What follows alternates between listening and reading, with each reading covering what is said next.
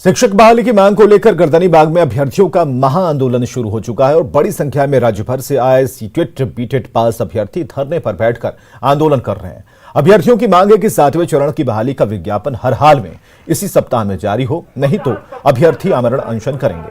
दरअसल बिहार में छठे चरण की शिक्षक बहाली में महज 42,000 अभ्यर्थियों का चयन हुआ है। बाकी 50% से ज्यादा सीटें खाली हैं और ऐसे में लगभग 1 लाख अभ्यर्थी बहाली के इंतजार में हैं। मौके से ज्यादा जानकारी दे रहे हैं हमारे सहयोगी रजनीश। बिहार के सीटेट और बीटेट पास अभ्यर्थी उम्मीद लेकर पटना पहुंचे हैं कि सरकार इनकी फरियाद सुनेगी। दरअसल हजारों की संख्या में बीटेट और सीटेट पास अभ्यर्थी वर्षों से बेरोजगार हैं, डिग्री है लेकिन नौकरी नहीं है। ऐसे में सरकार ने छठे चरण की बहाली प्रक्रिया शुरू की, लेकिन छठे चरण में महज 42,000 अभ्यर्थी का ही चयन हुआ है। बाकी अभ्यर्थी अब तक बेरोजगार हैं। तो दूसरी तरफ 7वें चरण की बहाली की मांग को लेकर भी जो सीटेट और बीटेट अभ्यर्थी हैं, देख सकते हैं गर्दनीबाग पहुंच गए हैं और लगातार आवाज उठा रहे हैं कि हमारी गुहार सुनो सरकार। तो इस तरह से सरकार का भी लक्ष्य है कि जो भी स्कूल है वहां पर खाली पद पड़े, जो शिक्षकों के पद हैं उसको जल्द भरा जाए। कोशिश जरूर जारी है, लेकिन जो बहाली प्रक्रिया है उसकी रफ्तार धीमी है। तो अभ्यर्थी अब और देर नहीं सुनना चाहते हैं, अब और विलंब नहीं चाहते हैं, ऐसे में बहाली की मांग कर रहे हैं।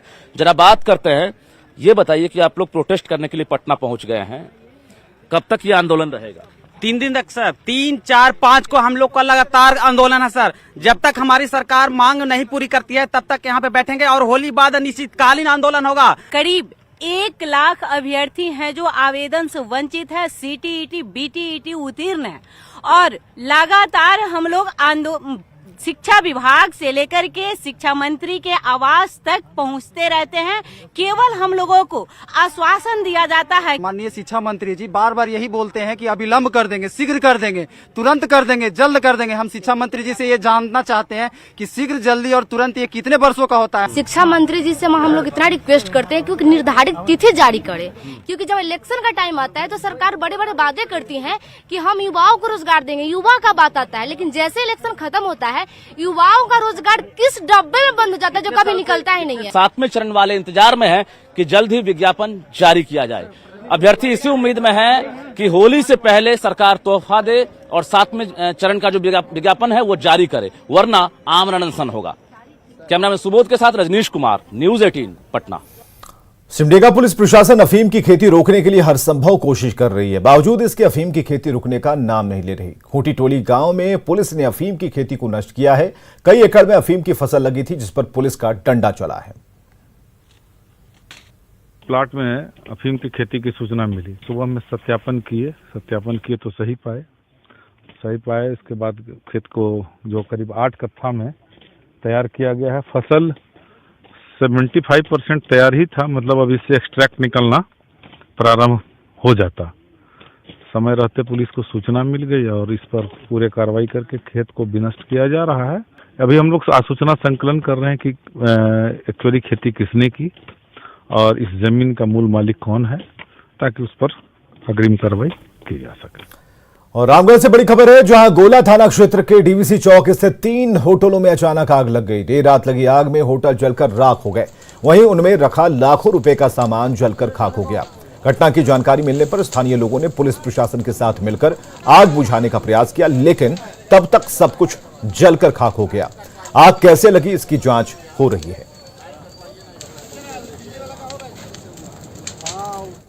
धनबाद में तेज रफ्तार हाईवा गाड़ी ने पैदल जा रहे युवक को कुचला, इसके बाद मौके पर ही उसकी मौत हो गई। इस्ट बसूरिया ओपी क्षेत्र के तेतुलमारी भोली मार्ग रगुणी पुल के पास की घटना है। इससे नाराज लोगों ने हाईवा गाड़ी को आग के हवाले कर दिया। वहीं घटना की जानकारी मिलने के बाद पुलिस मौके पर पहुंची और आक्रोशित लोगों को समझा बुझाकर शांत कराया। युवक की मौत से लोग काफी नाराज दिख रहे थे। प्रशासन से मृतक के परिजनों को मुआवजा देने के साथ ही इस रोड में हादसे पर रोक के लिए ब्रेकर लगाने की उन्होंने मांग की है। इधर गिरिडीह के बनियाडीह गांव में मुर्गा उधार नहीं देने पर एक ग्राहक ने दुकानदार की जमकर पिटाई कर दी। काउंटर के शीशों को तोड़ डाला, गले में रखे पैसे लूटे और इस घटना में दुकानदार उपेंद्र सिंह बुरी तरह घायल हो गए। इसे इलाज के लिए सदर अस्पताल में भर्ती कराया गया है। बीच में गाड़ी रोकवा कर पहाड़ी के पास मारपीट करने लगा। ये लोग, एक आदमी था, 5,000 रुपये बाबूजी को पॉकेट से भी छीन लिया और इन पर जानलेवा हमला किया और ये लोग बहुत ही दबंग किस्म का व्यक्ति है भैया, क्रिमिनल रिकॉर्ड भी है। और ये बार बार बोलते हैं कि जिस तरह भोला सिंह गार्ड को मार के हम लोग फेंकवा दिए खंता में, उस तरह तुम लोग भी पार हो जाएगा। इधर जामताड़ा के बराकर नदी में नाव डूबने से 14 लोगों की जान चली गई और इस घटना के बाद सवाल उठ रहा है कि इस घटना के लिए कौन जिम्मेदार है। धनबाद के निरसा अंचल के बारबेंदिया और जामताड़ा जिले के बीरगांव घाट के बीच तत्कालीन मुख्यमंत्री मधु कोड़ा ने 2007-8 के बीच पुल निर्माण का शिलान्यास किया था। 2009 में तेज बारिश के दौरान निर्माणाधीन पुल के कुछ पिलर ध्वस्त हो गए और निर्माण कार्य में भ्रष्टाचार की पोल खुल गई और उसके बाद से ही पुल का निर्माण ठप है। 13 साल की अवधि में किसी ने पुल निर्माण को लेकर गंभीरता नहीं दिखाई। फिलहाल नाव हादसे में मृतकों के परिजनों को मुआवजा देने जामताड़ा पहुंचे परिवहन मंत्री चंपई सोरेन ने इस पुल को जल्द से जल्द बनाने का आश्वासन दिया। चंपई सोरेन ने कहा कि पुल बनाने को लेकर सरकार गंभीर है। ब्रिज जो शुरुआती हुआ 2008-9 में तत्कालीन मुख्यमंत्री मधु कोड़ा के द्वारा शिलान्यास किया गया था और ब्रिज बनते गया, बनते घटिया काम के कारण या कुछ बारिश, अंधड़ तूफान बारिश हुआ, उसमें से कुछ पिलर और छत्ता बह के चल गया। तब से पुल हम लोग मांग करते आ रहे, अभी तक बना नहीं है और पुल नहीं बनने के कारण इतना बड़ा हादसा आज हम लोग को बीच में हुआ है, हम लोग देख पा रहे हैं। हम लोग शिलान्यास बोलते हैं कि विधायक जी आया था, पंडरा यहाँ निरसा का भी था और ये हम लोग इरफान साहब भी था।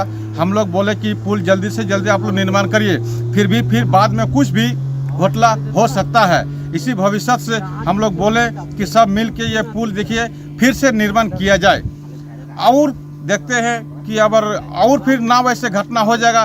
उस चीज को ध्यान में जरूर है तो किस क्षेत्र में क्या समस्या, लेकिन सरकार को समय भी नहीं है ये कोरोना से। और इसीलिए IAS ऊपर में जब मुख्यमंत्री का बात आ गया सामने कि स्कूल बनेगी, आप कितना समय लगेगा, देखिए आप जितना जल्दी हो सके इसको लगाना। अब सवाल यह है कि इस हादसे के पीछे जिम्मेवार कौन है। सबसे बड़ी जो वजह बताई जा रही वो सरकारी सिस्टम और सरकार की लापरवाही और अधिकारियों की लाल फीताशाही को बताई जा रही है। क्योंकि इस वक्त जो पुल हम आपको दिखाने वाले हैं, यह पुल पिछले 13 वर्षों से अधूरा है, आधा बनाकर छोड़ दिया गया है। इस पुल को यूं कहे तो हम भ्रष्टाचार की पुल भी कह सकते हैं, क्योंकि इस पुल के पीछे 37 करोड़ रुपए खर्च किए गए, लेकिन ये पुल पूरा नहीं बना। हम आपको तस्वीरों के जरिए में दिखाते हैं कि ये वही जामताड़ा जिले के बीरगांव से धनबाद के निरसा जिले के बरबेंदिया घाट तक जाने वाली यह पुल है। यहाँ से मात्र 1 किलोमीटर दूर पर ही निरसा जिले के धनबाद जिले के निरसा थाना क्षेत्र का बरबेंदिया घाट है, लेकिन यह पुल पिछले 13 सालों से अधूरा है। सरकार इस पुल को बनाकर यहाँ के लोगों को जो जल समाधि का शिकार लोग हैं उन्हें सच्ची श्रद्धांजलि दे पाती है कि नहीं, यह तो वक्त ही बताएगा। सुमन भट्टाचार्य, न्यूज 18 जामताड़ा। जामताड़ा के बीरगांव में बराकर नदी पर हुए नाव हादसे में 14 लोगों की जान चली गई और नाव हादसे में अपनों को खो चुके लोगों के बीच झारखंड सरकार की ओर से मरहम के रूप में मुआवजा राशि का वितरण किया गया। राज्य के परिवहन मंत्री चंपई सोरेन और विधायक इरफान अंसारी ने मुआवजा राशि का वितरण किया। पीड़ित परिवार को 4 लाख रुपए की मुआवजा राशि का चेक भी सौंपा। साथ ही विधायक इरफान अंसारी के साथ परिवहन मंत्री चंपई सोरेन ने घटनास्थल का हवाई सर्वेक्षण किया और अधूरे पड़े बीरगांव बरबेंदिया पुल का जायजा लिया। निरसा से आ रहे थे, आने के क्रम में वो नाव में चढ़ा और नाव में आंधी आया, आंधी से पलटी मार गया, उसी में घटनाग्रस्त हो गया। अभी आपको क्या मिला? अभी मिला यही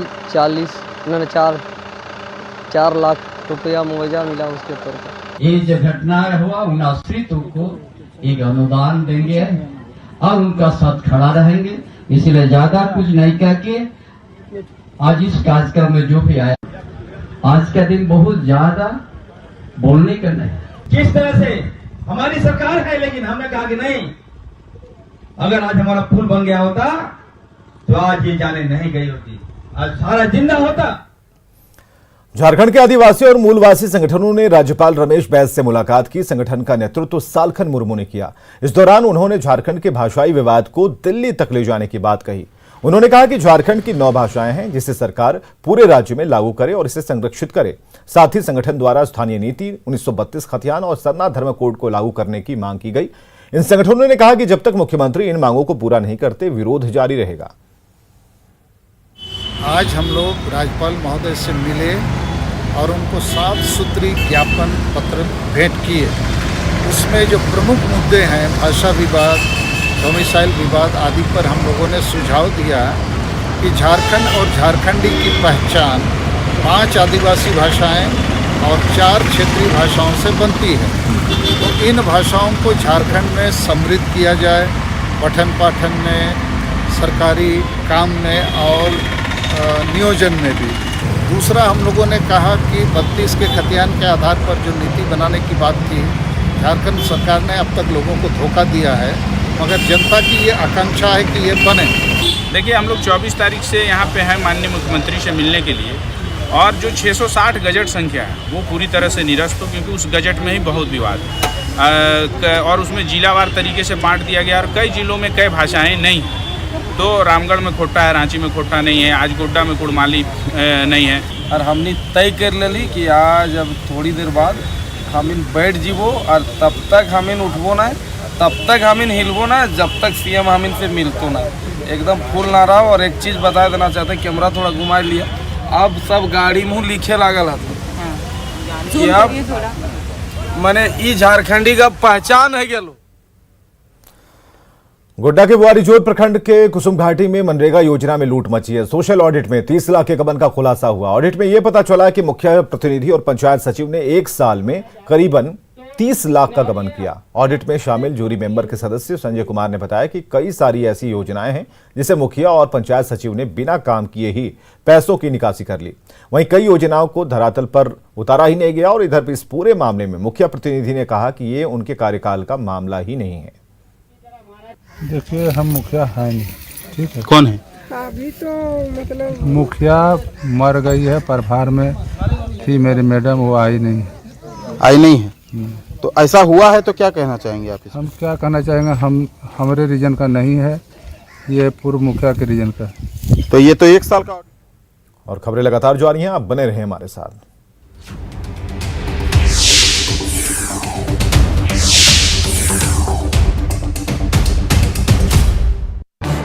इस न्यूज़ हेडलाइन